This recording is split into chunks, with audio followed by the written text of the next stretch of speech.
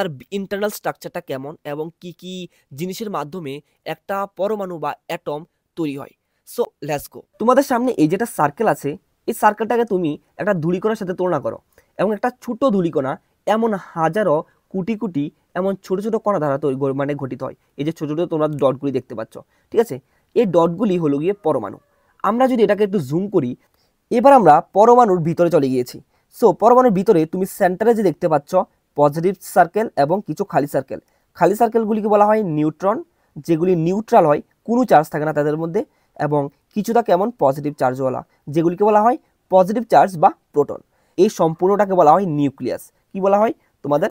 Nucleus. ওকে, so এবং তার তার চারিদিকে অরবিট থাকে, যেমন সূর্যের চারিদিকে অরবিট থাকে মানে কক্ষপথ, ঠিক তেমনি তারও চারিদিকে অরবিট থাকে, এবং প্রত্যেকটা অরবিটেই এমন ইলেকট্রন অর্থাৎ নেগেটিভ চার্জ থাকে। সো নেগেটিভ চার্জগুলিকে বলা হয় ইলেকট্রন, পজিটিভ চার্জগুলিকে বলা হয় প্রোটন, অ্যান্ড খালি যেগুলি থাকে নিউট্রাল থাকে তাদেরকে বলা হয় নিউট্রন। একটা খুবই বিউটিফুল ফ্যাক্ট কি জানো? এই যে তুমি নিউক্লিয়াসটা দেখতে পাচ্ছ, এই নিউক্লিয়াসটা থেকে যদি এই নিউক্লিয়াসটাকে তুমি একটা মার্বেলের সাথে কম্পেয়ার করো, তাহলে এই নিউক্লিয়াস থেকে ইলেকট্রনের দূরত্ব কিলোমিটার কিলোমিটার দূরে।